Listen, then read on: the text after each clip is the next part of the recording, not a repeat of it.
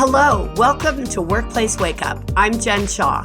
Every week, I spend about 15 minutes covering key legal developments, introducing you to interesting guests, and providing some entertainment to start your workday. I hope you enjoyed this week's episode.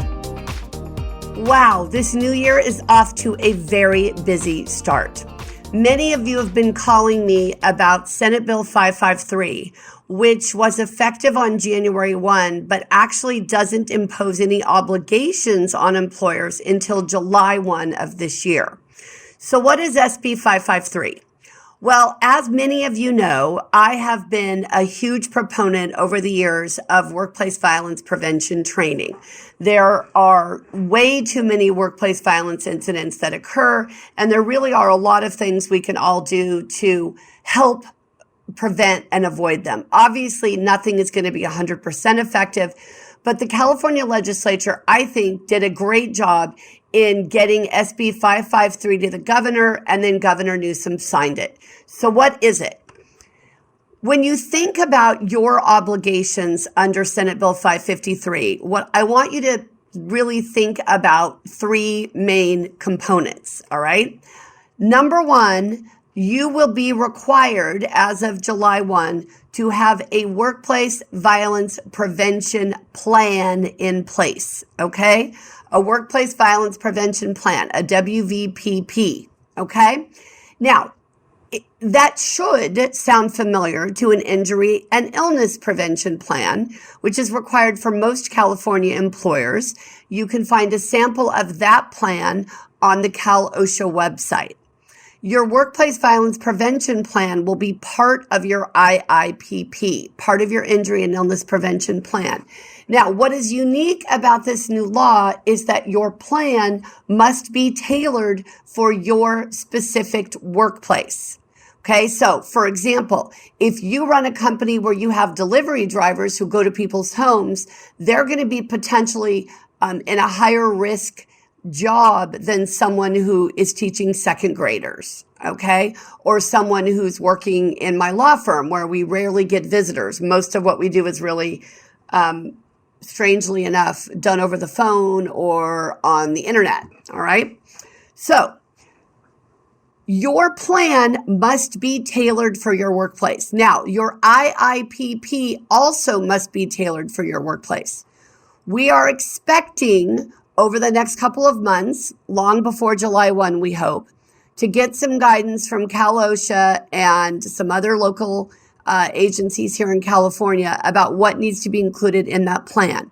The terms, the requirements, the language of SB 553, they do give us some guidance about the kinds of things that we need to be talking about, but not necessarily in the detail that you would hope. So, we know that the purpose of this workplace violence prevention plan is to prepare employees for a potential workplace violence incident, let them know what they should do if something does happen, who they can report concerns to, really what their own individual responsibilities are, as well as the employer's responsibilities. So the idea of this plan is that we're in a situation where we are trying to give everyone a heads up about what needs to actually be done to prevent these problems. Those of you who've heard me speak on workplace violence prevention before know that unfortunately the statistics tell a very dismal story of knowledge. And what I mean by that is that in most situations where there is what we call a mass workplace violence incident, something where individuals were harmed, there are weapons being used. This is actually something that you would hear about on the news, right? In almost all of those situations, there have been a number of lead-ups. There have been threats. There have been comments made. There have been actions taken that if we look at the totality of the circumstances after the event, we realize that, gosh, there might have been something we could have done. In the moment, we may not have noticed it. That is common to just about every mass workplace violence incident, including the one that happened that really started my interest in this field in 1991 at the 101 California Street building in San Francisco here in California. Very horrific event where a former client of a law firm went in the building, made his way right to the top floor where this law firm was, shot and killed a number of people, ended up killing himself. And when they unraveled the situation, they realized that he had actually been threatening to do this for years. He'd been sending letters over and over and over again. And the problem was he had sent so many of these letters and he had made so many threats that he had not followed through on. He remained at what we call the ideation phase, where he had just been talking about it but not doing anything. That an assumption was incorrectly made that he wasn't going to do something. And the building wasn't prepared. If you've been to San Francisco recently, you know that you can't get in an office building. You certainly can't get up to any of the floors without identification and without checking with security. And they have a number of cameras and a number of things in place, all because of what happened at 101 California Street. At the time, though, we didn't have a lot of those things in place.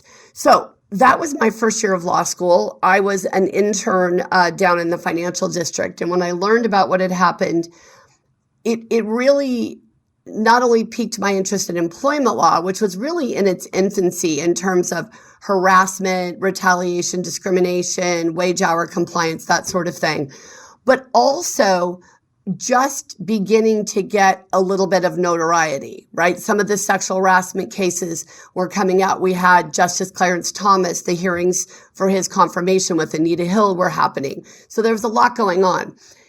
And when you think about your obligations to prevent conduct, whether it's harassment, discrimination, retaliation, or workplace violence, it's all about being proactive, right? And that's what this plan is all about. You have to think about what type of workplace you have, what type of risks to which your employees may be exposed, and then what reasonable steps you can take to alleviate or at least minimize those risks.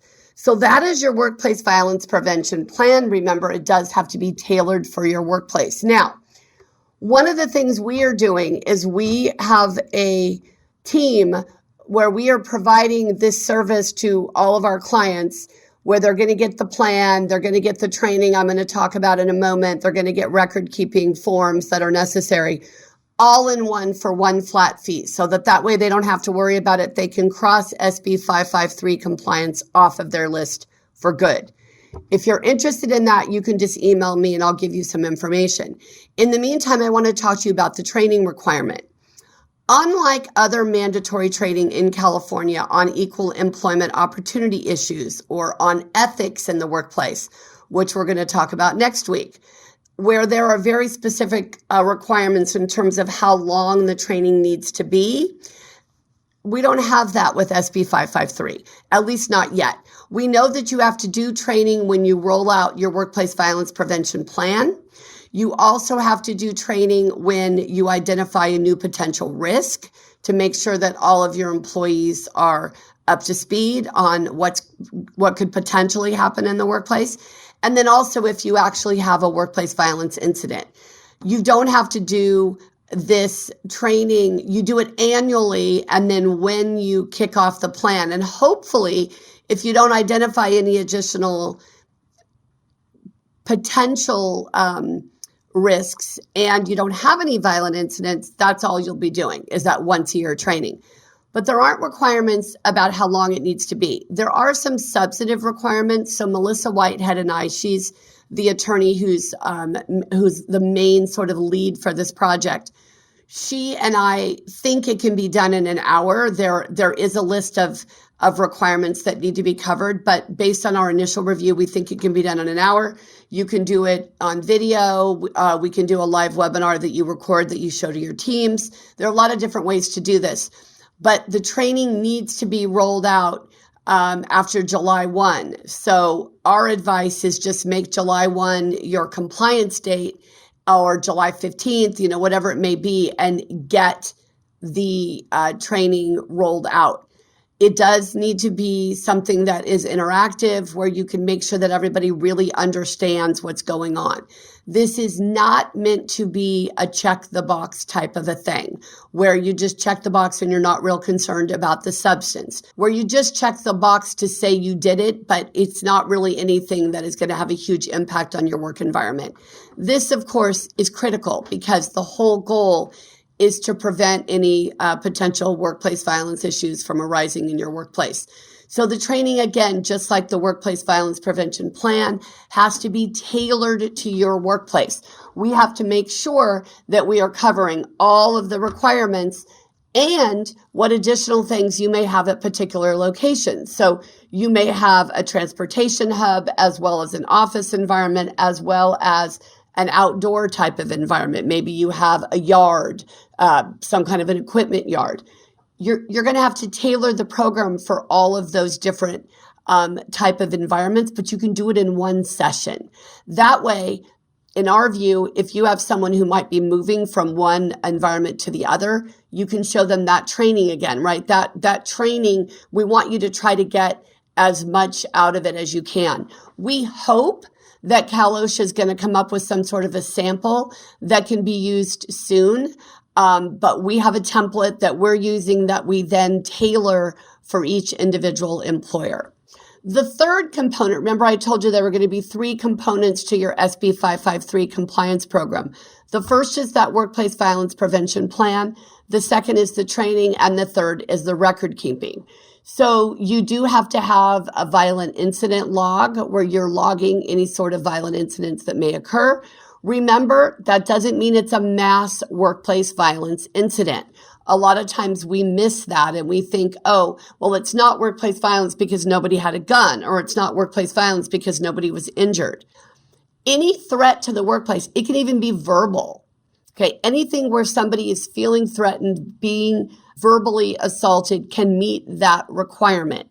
So that doesn't mean that a supervisor who loses her temper every once in a while is creating a workplace violence situation, but we do have to be careful and we have to think about how we are going to explain to our teams what we are actually trying to prevent, okay? And the record keeping is part of that, making sure that we are tracking any workplace violence incident, that we have the plan that is being distributed to everyone and that we can show we distributed the plan. That the training, we have training records that show when the training was provided, what was covered, who facilitated the training. So record keeping is a big part of this compliance program. We're recommending to all of our clients that you have at least one person in your workplace. Depending on how big you are, you might have several. You may already have a dedicated health and safety person who you can use for this role, but someone needs to be driving the bus when it comes to SB 553. You can't leave it up to individual managers and supervisors. And we don't even think it's a good idea to just generally say to human resources, oh, this is your job, make sure you get this implemented. It's just not going to work that way. There are a lot of requirements that you have to meet, and planning ahead is going to be really important. So this is not a huge burden. It's not something that should take a ton of your time, but you do have to be organized. Remember that it applies to just about every employer in the state of California, private, public, etc. And you don't need to have very many employees. Okay, so this is not something where you need 100 employees or 50 employees. You got an employee in California, you're going to be doing this compliance program. That is the basics of SB 553 compliance. Obviously, if you have questions, you're welcome to reach out. Remember, we do have this service that we're providing to clients that I think will help you tremendously in making sure that you're on top of these requirements. If you want more information about that, you can always reach out to me anytime. Just remember the goal. We are trying to prevent workplace violence issues from happening. So it is worth every ounce of effort we spend to identify those potential risks, get them in the plan, make sure people are trained on them, and make sure we keep that record keeping. Thanks so much for joining us today, everyone. Have a great rest of your day. Workplace Wake Up, including our guests and hosts, do not provide legal advice in this podcast. Do not act upon any of the information discussed in this podcast without first consulting a licensed attorney in your jurisdiction. If you enjoyed this episode and would like to spread the word, please share it with others, post about it on social media, and/or rate and review it. You can also follow us on LinkedIn, Twitter, and Facebook, and email us at info@shawlawgroup.com.